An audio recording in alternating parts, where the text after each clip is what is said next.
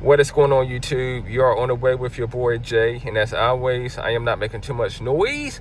So first and foremost, before I proceed, I would like to wish everyone a happy new year, and I hope that each and every one of you all are able to fulfill your goals for this upcoming year, along with being able to accomplish your new year resolution. So in this particular video, I am going to be going over the absolute best way on how to become a owner operator of a dump truck business based off of my personal experiences, because in all honesty, it is not a walk in the park. This business can drain your bank account dry if you are just unprepared and do not have the proper knowledge before going and diving straight into this business. Because I've witnessed people start with $100,000 plus in their bank account and end up leaving with little to nothing left in the bank account just by not having the proper guidance ahead of time. All they see are the numbers and the revenue that the truck can bring in, but are completely blindfolded and unaware of the expenses that come out. And not only, it's not just the expenses itself, but it's about knowing just the small loopholes that can hit your bank account unexpectedly. I mean, there's a lot that goes into this business that people are clueless about, especially those that haven't had any experience in the dump truck business itself. Because what you see outside is completely different than what you will witness as a owner operator inside. So without further ado, let's get started.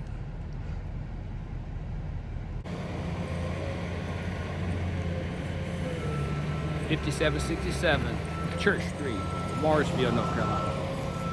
Just got this property up here, nice area.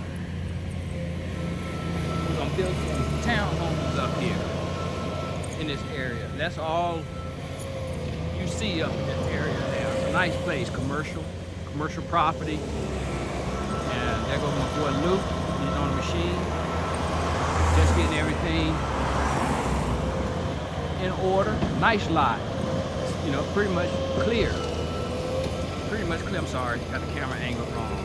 Pretty much cleared out.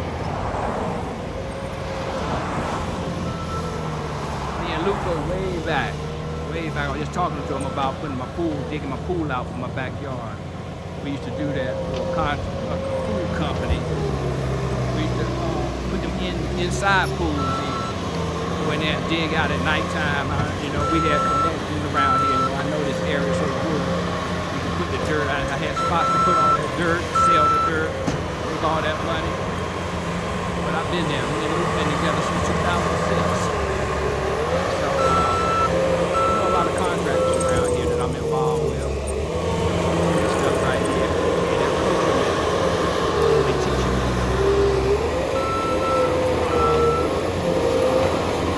I divided my company and let Jay get a portion of it. That's why I moved on out into this construction build. I named my company Design Build. On the way, Design Build. Jalen need to take my company name off his truck. He's OTW Transport. He still got C&D Transport. That's my company, my old company. Pretty sure Jalen told you how he started. You know, he got his accounting degree, and he went to a couple of interviews. This was back in 2017, and I had just got 2017. This is an 18. He got him. I got this one a year later. He started in the 17, and he moved to this one. And I got this one. Now he owns it. You know, he's the only driver, been in it, took care of the truck. I divided the company, and hey, he got his portion.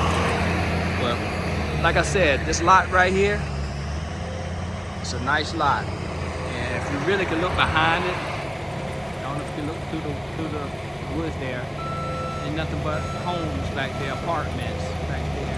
All down this street, you go that way back into the town hall, city hall, right, probably about 3/4 of a mile down the street. That's all you see down there. They done build it up. It's nice. Little town of Morrisville. 20 years ago, was nothing out here but farmland. Look what they done done. That's how it is up here.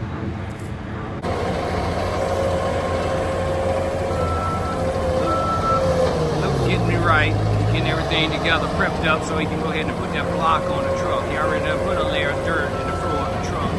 But this truck got a construction body on it, contracted construction body. When I put this truck together, actually, when I ordered the truck, Peterbilt, they got me in contact with the body company, and the guy came and met with me. He actually came to my city and met with me, and we sat down and drew out how we wanted this body to be. You know, we wanted the dimensions, how high, everything, all the cuts in it. So she a hard construction body, so we can handle that block, no problem. That block, no problem. And on these newer trucks, the type of metal they putting on them, it's flex. It's a flexible metal, so what it does, it can flex in and out, keep it from bending. You know, so it's pretty nice. I'm glad I made that investment and got that body on this truck. Yeah. But I'm out. All right, YouTube. So my father gave you all a brief idea on how I got started. Now, what I am about to do is elaborate much farther. So to begin, basically, after graduating from high school, about a year later, I attended a local community college where I pursued a associate's degree in accounting. And after graduating, I got a good internship, and I also worked some good jobs through a local temp agency. And things were going well until I received a email in which the good news is that I got hired permanently, but the bad news is that I would have to relocate to an entire different state. And I felt like it wasn't worth it because I was going to be on salary. It sounds good. I was going to be making right at $70,000 a year. Yes, it sounds good, but I was going to be on salary. So they're going to work the stew out of me, chances are. Not only that, but the cost of living is a little bit higher in that state. Plus I was young at the time. You know, I was in my early 20s, and I just didn't have any interest in taking on this assignment. So I had to go back to the drawing boards, right? Because this temp agency had to let go of some people unless they wanted to, relocate for this particular job. So now here I am competing against all of these graduates of these prestigious colleges such as Duke University, the University of North Carolina University, North Carolina Central University, North Carolina A&T University, University of North Carolina Greensboro, Peace, Meredith, all of these colleges in which these graduates have their bachelor's, master's, some even have their CPA or a certified public accounting certificates. And here I am, I have an associate's degree. So I might know more than them, but on paper, who's going to get a job first? And it's also about who you know. Okay, so I'm in a disadvantage, and I'm going to all these interviews, putting in all this time and updating my resume. I'm not having too much success. So out of the blue one day, my father comes up to me. He's like, I might have a job for you through our company. And I'm assuming that maybe they might need a bookkeeper or somebody to handle their books. But bear in mind that my Uncle Chip, who was my father's business partner at the time, his wife is a CPA and she's handling all of the books. So I'm like, what could it be? But come to find out, my father, this is back in the early part of November in 2016. And their new truck at the time had just arrived back in late September of 2016. It's a 2017 Peterbilt 567 quad. That's a dump truck. It's the red truck with the red body that is in some of my beginning videos on this channel. Okay, that arrived again back in September of 2016. Okay, it was a beautiful truck, and you suddenly saw Peterbilts, these Peterbilt 567 models back then. You know, this is one of the originals. This is one of the OGs, right? I'm not kidding. This truck right here is one of the OGs, Pete's around here. Okay, aside from like some others, one being LFC trucking. Okay, so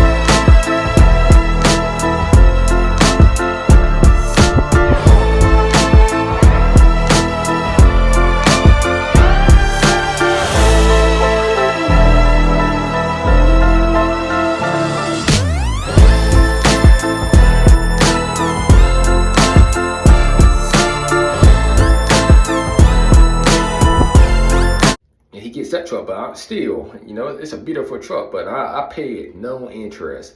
I have no desire to become a dump truck owner, a dump truck driver. It's far-fetched. You know, again, I'm not interested. So I'm like, for a while, I'm still applying for jobs. I'm not having any success. So I finally come to my senses and a realization that maybe I should look into this opportunity. So, you know, I ended up getting my permit, and I get some seat time in his 99 T800 Kenworth quad axle. Okay, they had three trucks. He also had a 96 Ford L9000 that Pete in that T800 Kenworth. Okay.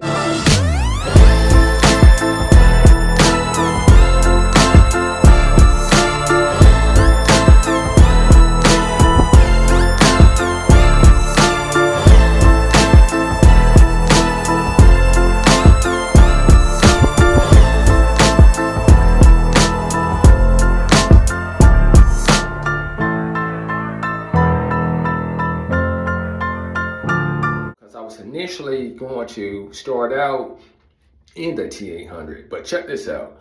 So after getting my CDL back in, I took my CDL in March of 2017, only to find out that the driver, Jeffrey, that's driving the Kenworth, he refuses to drive an automatic. Okay, he wants to stay in the gear shift truck, and my dad refuses to let anybody else drive the Ford, being that the previous driver is damaged the transmission. Okay, so, you know, I start out, I'm scared. I really don't want to drive this truck. It's new. I mean, it had 40,000 miles or 35,000 miles by that time, but it's still new. I mean, it's still polished out. The paint is still good, and this and that. It's just too pretty. I'm terrified to drive this truck. You know, I want to drive one of the older trucks. I don't want to drive it, but you know, I started out in this truck, and you know, I learned quick. I started out paving right away. Actually, I did some of everything. I paved, I was hauling dirt, I was hauling stone, I was hauling mulch. I was doing everything. It was versatility that came with it. I was hauling everything. And come August of that year, the truck that I currently own, the way I want to call it, owning, but the truck that I'm paying for as an owner operator, it arrived. Okay, it arrived in late August of 2017, and it too is it's a 2018 Peterbilt 567 quad. That's a dump truck. Only difference is it's not what do you call it? They have different cabs. I forgot what you call it. But the first truck the cab. If you look at it, it sits back farther off the wheelbase. Okay, off the front wheels. So the cab, they are both 567 models, but the cab on the white and red one is a little different, and it also sits up a little higher. Okay, so this truck arrived. And my father, he decides to put me in a new truck, and I'm even more terrified than I was driving the first new truck. I'm like, really? Do I have to drive it? Why do I have to drive it? I don't want to mess anything up. But he.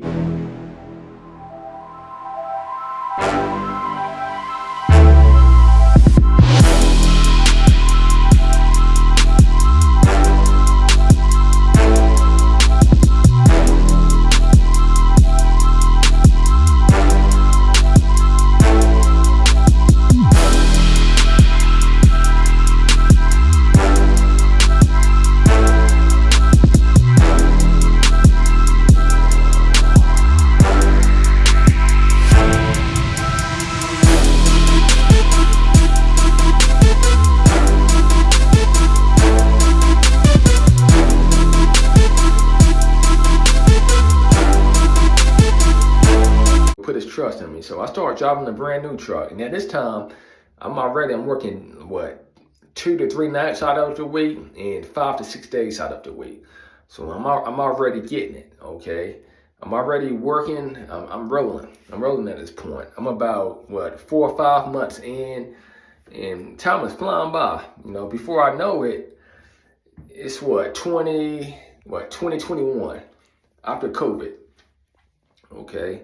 So 2021 comes in, and I'm starting to think, because I'm starting to do that. I started doing the invoices and handling some of the paperwork during COVID, because my uncle Chip's wife got sick during COVID. So I started handling a lot of the paperwork, and I'm seeing how much the revenue these trucks are bringing in. I'm like, wow, I'm making at that time $15.50 an hour. I'm making $15.50 an hour, and the truck is making like $88 an hour. So I'm like, wow, if I get my own truck, look how much money I can make.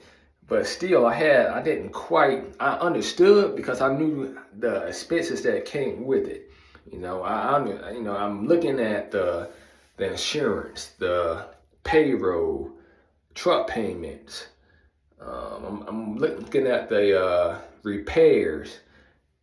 Cost of tires, oil changes, grease jobs, unexpected expenses, cracks in windshields, just odds. And then I'm looking at weighing all that stuff out. But when you see how much revenue the trucks bring in, you just overlook that stuff, right? And I think a lot of people become, outsiders looking in, or are unaware of these expenses. These expenses accumulate as well. You're making money, but you got to have an idea just on how much it costs to make that money. Okay, so that thing, I'm on Facebook Marketplace. I'm on the truck paper online. I'm trying to get me a damn $45,000-$50,000 truck, but my father tells me, it's like, that's the worst thing you can do, is go out and buy a cheap used truck, because you're going to end up losing in the long run.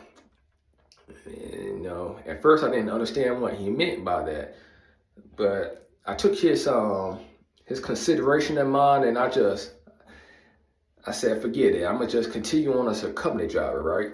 All that goes out the window, okay? I said, I'm gonna take his advice, because he got me this far, right?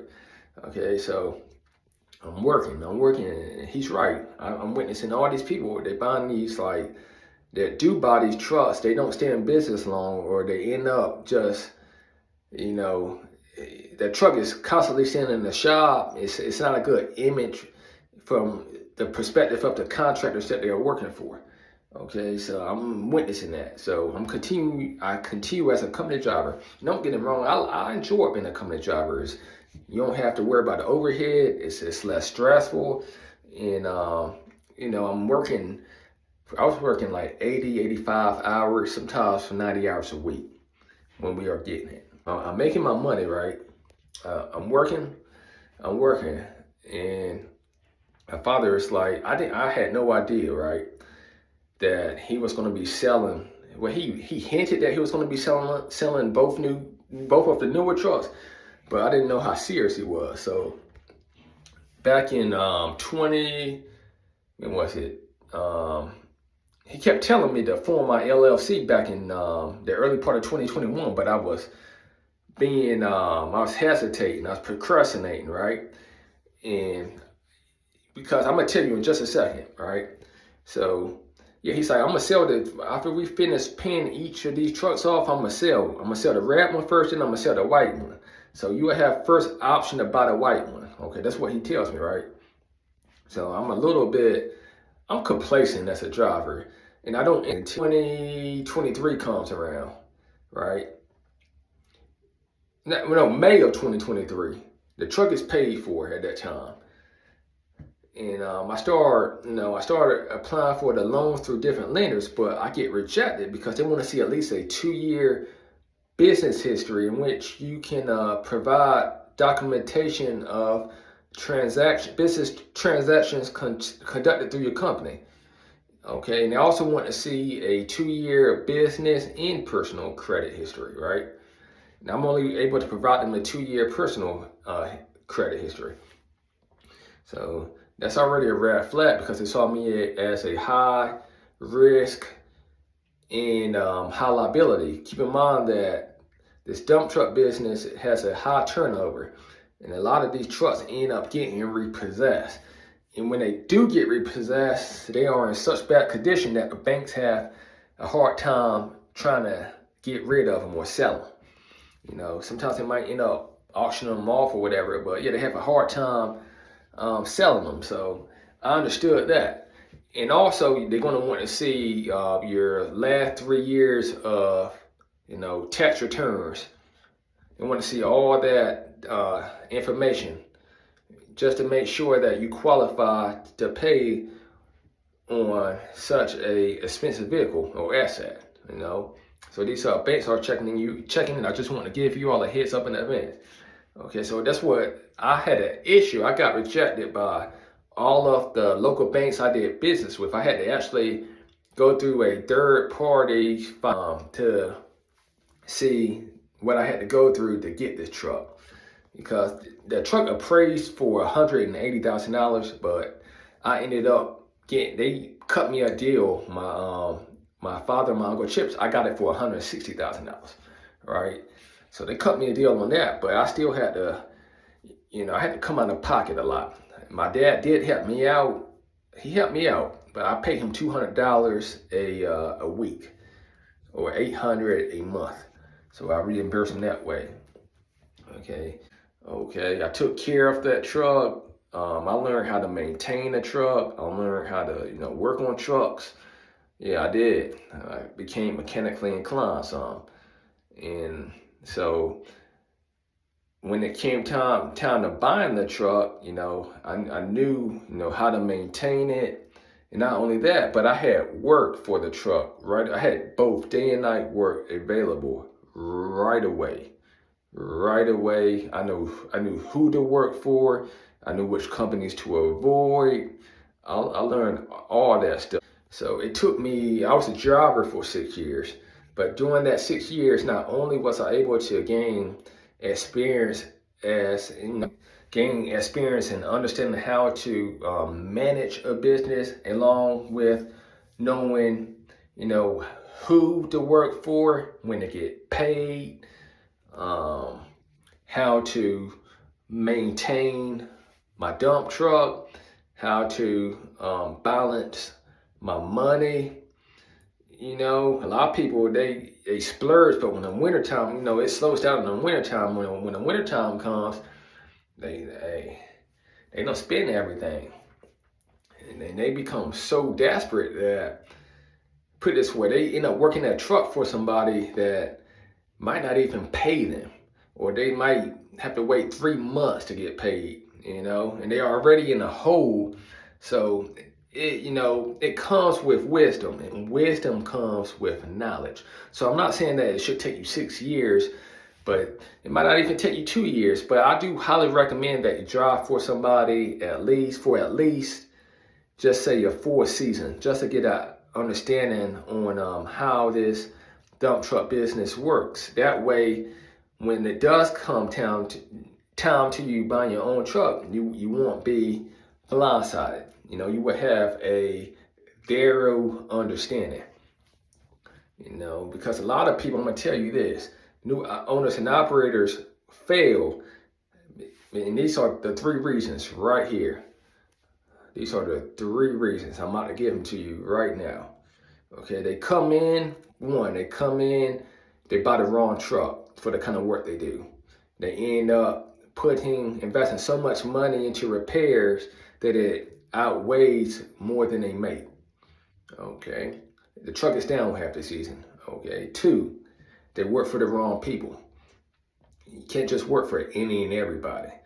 You know, these private companies you work for, they can file bankruptcy. They might be from a whole different state. It's a lot of shady business out here, right? So you might not get paid at all.